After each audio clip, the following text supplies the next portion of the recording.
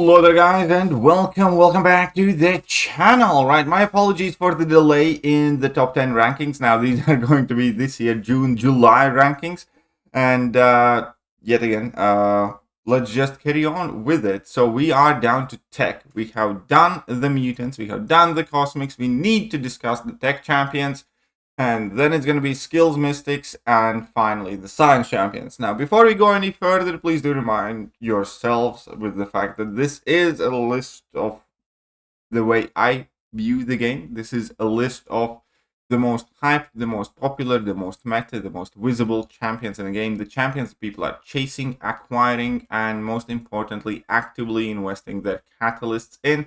These are the most present, currently active champions.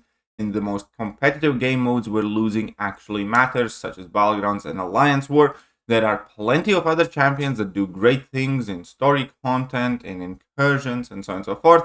But there's a lot more room for error, and when push comes to shove, when you have to use your own catalysts, then typically people tend to be much more conservative and really evaluate what they are after. And that, in effect, is what gives champions value, in my opinion. And here we can see the previous list, starting with Iron Man, Lady Deathstrike, Guardian, Omega Sentinel, Stark Spider, Warlock, Ghost, Nimrod, Shuri, and future Antman. Keep in mind that these lists are also affected with whether champions are out as 6 or 7-star champions and how significant it is for them. We have had several instances with champions being absolutely revived just by being released as 7 stars, and just like we are experiencing a lot of instances where people are kind of leaving 6-star champions behind and leaving a lot of champions that exist as 6 stars in specific capacities with their damage, with the amount of chip damage that they take, they're just not as popular. For instance, currently Hitmonkey is a champion that would immediately see a bump in popularity should he be released as 7-star, because he would serve much better purpose as a nuke type champion in skill class, as well as take less chip damage. All that said, we need to get to the nitty gritty.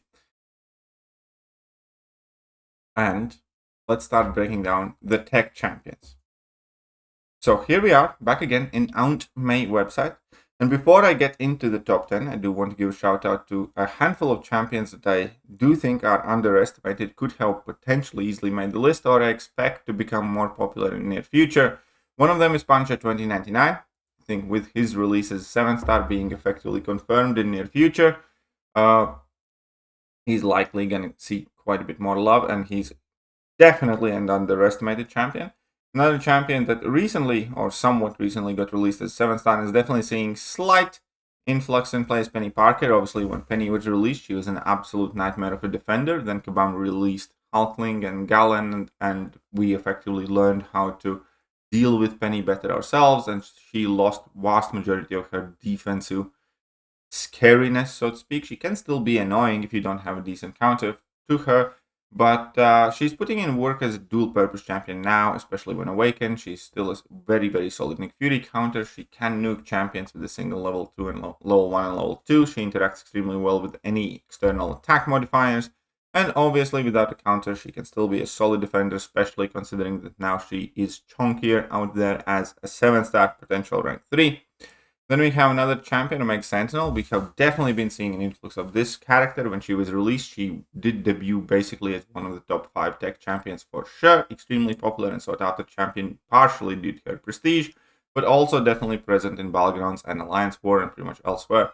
Now, she had kind of been forgotten, but got released as 7-star in Omega Days event, and we are seeing definitely more of her recently.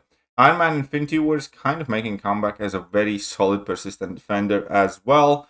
And another champion that has long been one of my personal favorites to use is Hulkbuster, especially when you bring him along with Ultron as well. He is out as a 7-star. We do see him here and there. Not the most dominant kind of acquisition, but still definitely has a presence in the game. Then let's go to the actual top 10. The champions that I do think are the best of the best. And the top 10 is split in this case. The spot number 10 specifically is split, where I believe it was fitting to have present and meet the future. And the present is Ghost. let's face it, Ghost here and there. Ghost has not completely died out, but she's nowhere close to her heyday. In her heyday, there were a ton of people who would argue for her as the best champion in the entire game, rivaling Quake. I never thought she's better than Quake. I have made videos specifically discussing why Quake was better than Ghost, but she was up there. She was ruling the game, and that's long gone. Game has moved on. The defensive abilities have moved on. The metas have moved on. The attackers, have become more versatile and so on and so forth. And on paper, Ghost still has tremendous value, and she does demonstrate it. But now she wields her power more selectively, kind of like Ronin. When the nodes call for it, when the meta calls for it, Ghost is going to be there, and she has been. Plenty of 6-star and 5 ascended ghosts that often, collect the dust. But when the right node combo comes along, so does Ghost.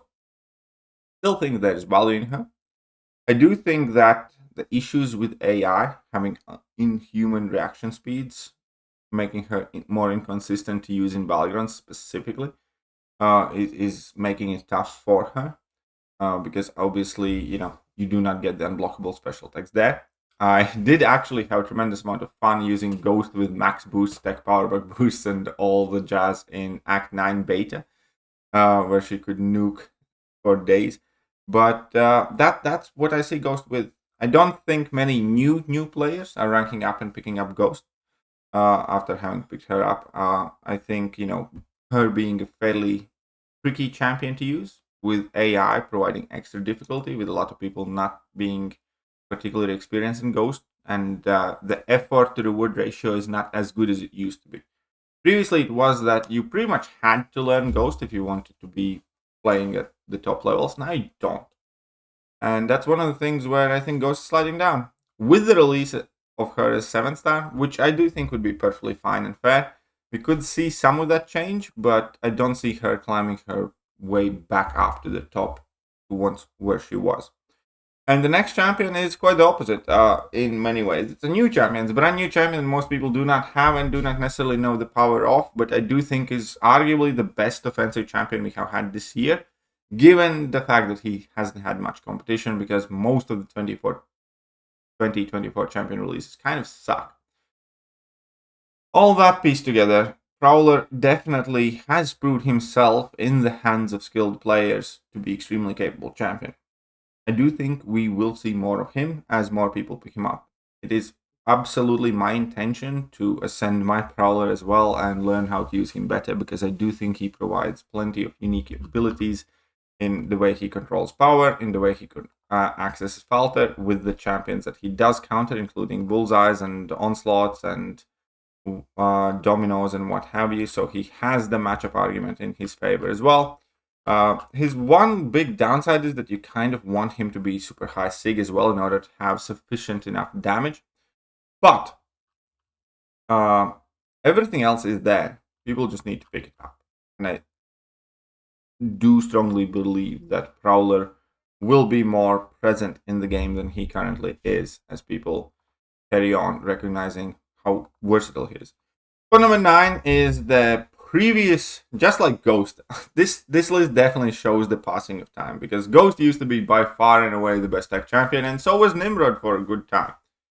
The fact of the matter is that he's done. He's like one of those rank 5s that I have not even ascended. I don't know if I will ever. And Nimrod is a definition of a victim to your own success. Every mutant that existed in game up until the point Nimrod was released, with the exception of Bishop, I suppose, got absolutely destroyed by Nimrod. And he was solid enough in other matchups, especially if regeneration was involved or prowess buffs were involved. And in those instances, he still goes crazy. He destroys mutants, most of the old ones, and, interacts incredibly favorably with prowess and regen buffs. That said, because he nuked the entire mutant class where he basically kind of made them die out. We didn't see mutants much in lines for defense, especially if they couldn't be protected from Nimrod. We didn't see mutants or many mutants on Valorant's defense, much anywhere just because Nimrod absolutely minced them. So Kabam naturally released mutants that he cannot rinse. Mutants that are shock immune, mutants that take no shock damage and counter some other of his abilities, like Onslaught, like Dust, like I believe some of the other newer additions from the mutant class or champion buffs. And that hurts him. That effectively does. Given the fact that in between, Bishop and Onslaught, yeah, those are some of the more popular mutants out there currently, and he just doesn't counter them. And outside of that, there's just not enough juice to kind of keep him at the top of the list. Still need to respect him for what he is, and he's still incredibly useful champion to have for when you need him. But again, he's much more a selective of a tool for right occasion rather than the tech god that he used to be. Absolutely, there is a ton of value in this character. But, it's probably gonna sit around until you need him for something, again, more or less specific. Move on, Iron Man. Iron Man was a buff that I think really overhyped. I do think we see him present more now than Nimrod and Ghost and Prowler just because of his pure accessibility and availability. I do believe that there are plenty of people, using and utilizing him. He can be a solid, chunky defender without a good counter. He, can do a fair chunk of offensive matchups. He's more of a generalist champion than either one of the three champs before her here. And I also think that despite how some people dislike him, and I'll be honest, I'm not the biggest fan of Iron Man myself either, he's around. People do invest in him, people do run him, people do count on him for specific nodes in Alliance War, for specific nodes in Battlegrounds, and he's kind of like more befitting the more recent descriptions of champions being described as solid. He's not insanely useful, as in like he's not insanely busted or powerful. He's not awful. He's solid. He's good. He's good at countering what he needs to counter. He kills the bishops. He can kill the dominoes and whatnot, and many other champions. And he can be a solid defender, better than pretty much anyone listed up until here at this point on the tech list. So he seems to be, for one reason or another, the go-to choice for a lot of people for a multitude of reasons. And it wouldn't feel right to leave him off this list. I could argue that you could put Nimrod above him or Ghost above him, potentially, but realistically, I do see way more Iron Man being utilized in the game than I do see Nimrod or Ghost, for instance. Let's move on. Starkhand Spider-Man. Starkhand Spider-Man got an absolute revival with the release of Battlegrounds. That is unquestionable. And then he got released as a 7-star, that every sweaty tryhard can acquire.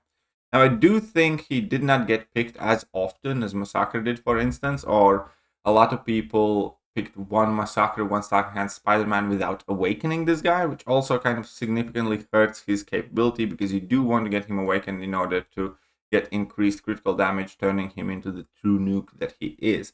Without that extra damage, he's very good, but you, I think, definitely can feel the difference for when he is in fact awakened. And it's another champion that's not going to be everybody's cup of tea. It's another champion that has like very specific set of uses, and his popularity or rise in popularity is again largely attributed with the fact that Battlegrounds is a game mode and he can, finish out fights quite quickly, and he can nuke a lot of matchups you wouldn't necessarily think he can. He's quite capable of going up against a ton of Mystic champions and taking matchups from different classes as well. So that's Starkey. He's good. He's old. He got his kind of like mojo back with the changes of the game. Quite the opposite of Ghost, if I may add, for instance. But fact of the matter is that you do see Starkhand Spider-Mans running around the contest and being invested in and being ranked up quite highly. Right. Now, I do feel like everything that I have discussed up until this point has to have kind of like a pin in it, and there is a bigger separation going above. Because I do think the top 6 tech champions are seen and utilized way more often than the bottom 4 or 5 of this list. We're going to start with Guardian. I have Guardian spot number 6. It is, again, unquestionable that we do see this guy getting used everywhere. Now, he's kind of like surprising to me, actually, requirement for his max sig ability to be there in order to access his full set of utilities, namely the bleed and energy resistance. It doesn't seem to hurt him anywhere near as much, and people still end up ranking him unawakened or at relatively low sigs, which, is borderline irrelevant. When your Guardian is sig, 20 or 50, it changed very little in terms of what matchups he can do. But at the same time, his kit has seemed to have survived the test of time. There's a bit of power control, there's some auto block, there's somewhat half decent defensive utility for if your opponents do not have a way to get rid of that armor buff or a solid counter. And he seems to be able to handle, plenty of the matchups that are currently required in the game, be that, bullseyes or dominoes, or be that random killmongers or Nick Furies. And he just seems, again, to be aging quite well. Additionally, we're definitely going to see an explosion in his popularity with him being the champion that Kabam Jax gave away when leaving Kabam. People are going to be able to claim that tomorrow. And even currently, definitely see a lot of Guardians in Battlegrounds, in Alliance War, in pretty much every other high-level account. People seem to be really appreciating this guy, especially so recently. Right. Spot number 5, Shuri. I love Shuri, but again, I think it's kind of unquestionable that she has taken a step back. She is, one of the top tech rank up options for sure. Her heyday was the release of Necropolis, so she was effectively like the best support champion to have for Necropolis for your runs with Aegon or with Kate Bishop. And she does thrive and excel in long form content, but obviously she does have enough damage after her tune-up to be just about viable in shorter matchups. She still does great in Alliance Wars. Her immunity to ability accuracy reduction is absolutely amazing when it comes to some of the newer champions and their releases. Like, for instance, she will always be able to stun Red Skull and fight him as normal, pretty much. Her non-contact energy basic attacks are quite unique, or were unique at the time when she was released, so she's kind of immune to getting accidentally parried. She's immune from a Tuma's damage, where she's one of the best counters for. And she's definitely one of these newer trend champions where you have a tremendous amount of utility, not that much in terms of raw speed from the get-go, but still presenting plenty of defensive threats as well, with her being effectively parry immune, and you can't really often rely on baiting out heavy attacks without having to deal with her phasing ability. So there's tons to love about Shuri. I just do think that due to the importance of speed currently in Battlegrounds, she's kind of suffering a bit. We do see slightly less of her. And a lot of the times when we do see her, it was primarily because she immediately got ranked up, because at the time she was the best tech rank up option. And, still is one of the top ones, but there are alternatives now. And speaking of those alternatives, we have discussed Shocker. Shocker's just like Shuri, is another champion at a completely different level of usability after his tune-up. I do genuinely believe that Shocker and Shuri are pretty much the only two champions that actually got to a very good place, healthy place in the game after the tune-up. If it wouldn't be for these two champions, Shocker and Shuri, I'd probably call the entire balance program shit. I'm still calling it bad. I'm still calling it borderline useless. But this is the border. Don't get me wrong. Shocker and Shuri are the two champions that are effectively holding the border down from me flat out openly requesting for the balance program to get shut down because it's pointless. Right. And with that, people love Shocker now. That's just the story of it. He's significantly harder to acquire as a 7-star, which is the one thing that's kind of holding him back. But as a result, pretty much everybody who does have a 7-star Shocker, as far as I know, have gotten him ranked up. And he deserves it. He's a very, very solid tech rank up option. He does a ton of fights. He has obviously his unique bits of utility. And the thing that kind of made me put him above Shuri is I think he's nasty as a defender. You can obviously counter him with just about anyone, but if you do make a mistake against him, you often end up getting smacked in the face into oblivion and losing most of your health immediately, especially if he starts stun chaining you. In addition to that, it's easy to forget his charges or miscount them and get auto-blocked by him.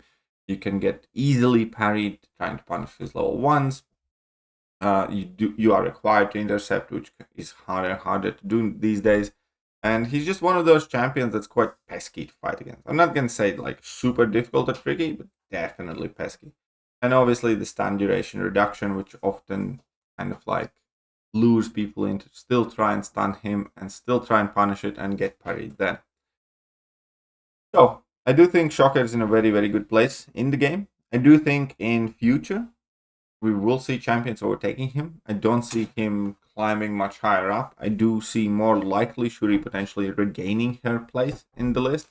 But I do think currently, as of right now, Shocker is where he belongs to be in spot number 4. So who are the 3 best deck champions? In my opinion, number 3 is Warlock. Warlock never arrived as a favorite in the game, by the way. When Warlock got released, I specifically remember people saying comments like, it's clear which champion Kabam put more love into and stuff like that, referring to Sunspot over Warlock. And if I do have to say that, Sunspot has aged quite gracefully too. He was forgotten for a good while, but Battlegrounds kind of revived him. But Warlock never was. Warlock is a champion that always happened to be. And I have explained this over the years many, many times. Warlock doesn't have anything particularly exciting about him aside from his looks and animation. None of his abilities seem groundbreaking, but he just happens to do things that you want him to do. He happens to have access to bleed, he happens to have bleed, poison, cold snap immunity, he happens to have that armor buff where he's needed, he happens to have access to shock, he happens to have some of the most powerful heal blocking and power control abilities in right scenarios. Now, the continued dominance or presence of Warlock is almost uniquely tied to willpower mastery, because if opponents do not run willpower or have no regeneration abilities, Warlock is significantly worse as a champion. Luckily for Warlock, willpower is very popular mastery that vast majority of the top end players do run. Therefore, his degenerations coming into the game pretty much every single time you use him in offense.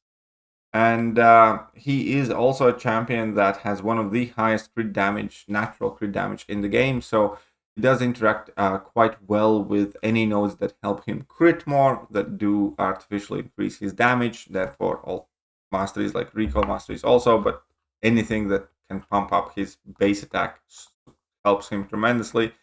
As his armor breaks, and again, he's a champion that just always seems to be in the midst of things.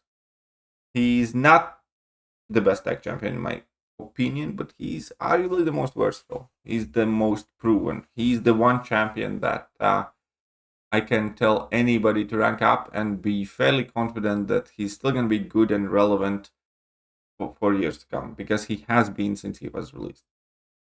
You can say what you want about any other champion on this list and how they are better than Warlock for this, that, and the other. But Warlock is a champion that pretty much comes in handy almost every Alliance War season, for instance, regardless of his compatibility with the nodes.